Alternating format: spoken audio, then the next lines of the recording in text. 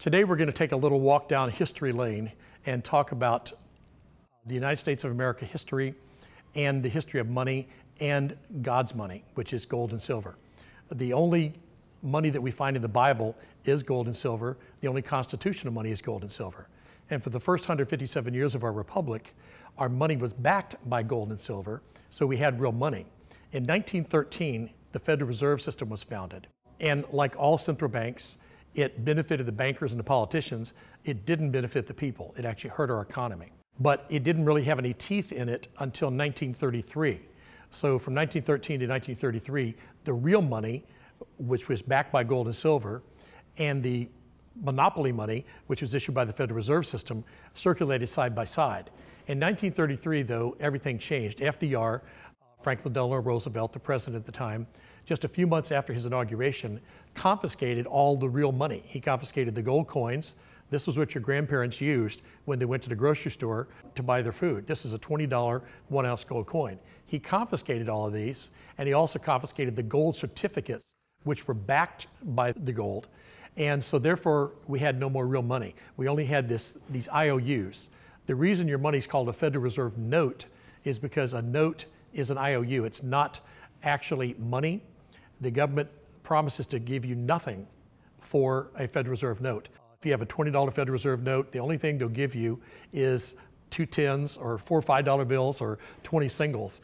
They promise you nothing of value. Before 1933, our money was backed by gold, so you got something of value. You got a 1-ounce gold coin for a $20 bill. So fast forward from 1933 to today, our dollar has lost 96% of its value. That means that a $20 bill is worth 80 cents. The $20 gold coin is worth $1,700 that your grandparents got in exchange for the $20 bill. This is why Ronald Reagan's famous for saying that the 9 scariest words in the English language are, "I'm from the government and I'm here to help you." Okay. Now, let's move a little bit farther forward. For about almost 50 years, it was illegal for Americans to own gold.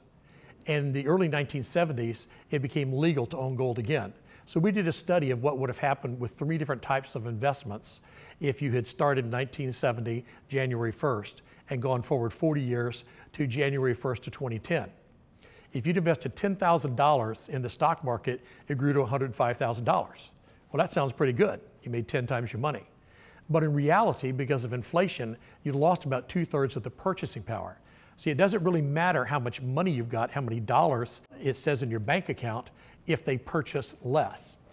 Now, if you go into a second type of investment, which is gold bullion, this would be like your Krugerrands, your Maple Leafs, the American Eagles. If you bought gold bullion for $10,000, by 40 years later, it's worth $320,000. Well, you didn't lose money like you had in the stock market, but neither did you make money because inflation was almost exactly that same amount. So you broke even. So the bottom line there is that the bullion does a great job of protecting wealth, but it's not an investment because it only goes up as much as the dollar goes down. Now, if you put your same $10,000 into a different kind of investment gold, which is called investment grade gold, it would have grown to $2.5 million, 7 times as much as bullion and 20 times as much as the stock market. So obviously, this is the better investment. Well, what is investment grade gold?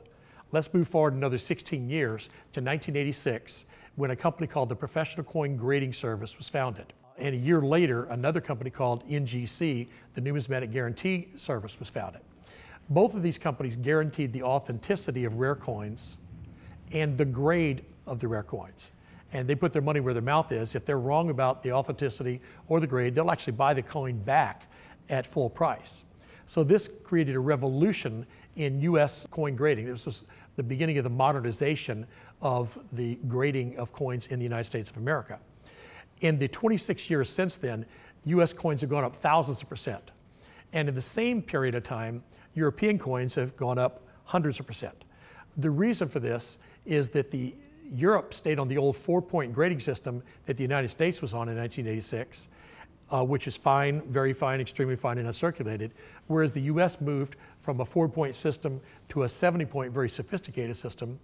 And good old U.S. ingenuity and marketing caused U.S. coins to just dramatically explode in price.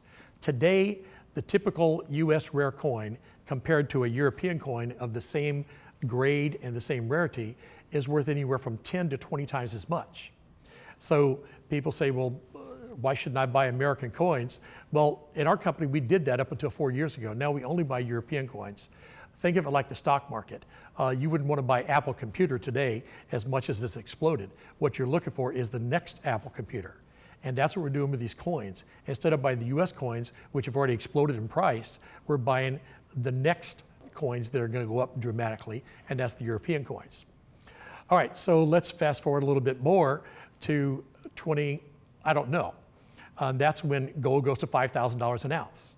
No one knows if that's going to happen or when that's going to happen, but most of the best observers of gold, the people like Jim Sinclair, who was the only person to call the top of gold in 1980, and who's called every major move in gold since then, he's saying that gold is going to $5,000 an ounce. Another 20 we don't know is a crash of the dollar, or a dollar event, as some people call it, where the dollar dramatically loses value, like it has done in every other country that has ever gone on a pure paper standard. See, we're on a pure paper standard right now. Our money's backed by nothing. It stands to reason that unless we elect politicians who respect the Constitution, or at least have read the Constitution in some cases, and will put us back on a sound money standard, then we're looking towards a dollar event that will not be positive for us. So the best way to protect yourself from such an event is to own gold and silver. The question is the best way to own gold and silver. I really recommend that you read the 10-10-10 Financial Survival Plan, because a lot of people that have read it say that it's the best asset allocation plan they've ever seen for precious metals. It tells you how much money to have in silver bullion, how much money to have in gold bullion, and how much money, or as a percentage, that you should have in investment grade gold and silver. Both gold and silver coins are going to go up dramatically, hundreds of percent in the next 5 years. And so it makes sense to have this type of coin.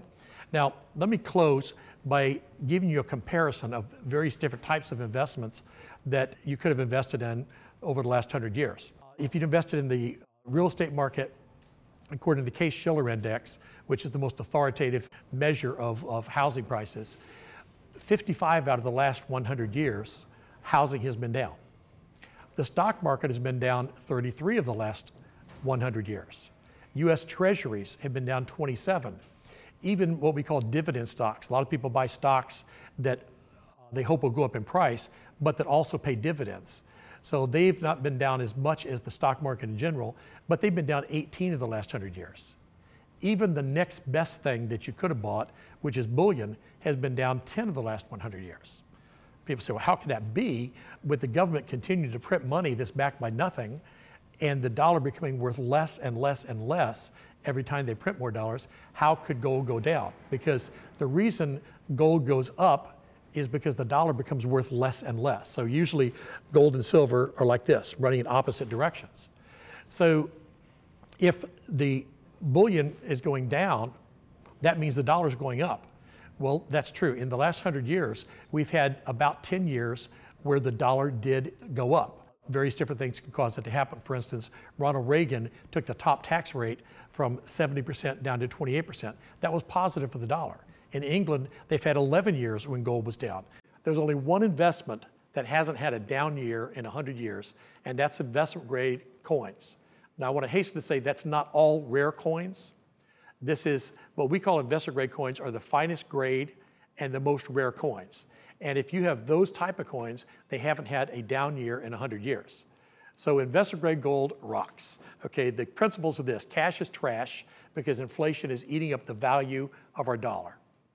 Principle number two, bullion is better because bullion protects the value of your money. But bullion is not an investment. Let me be clear about that. Bullion is not an investment.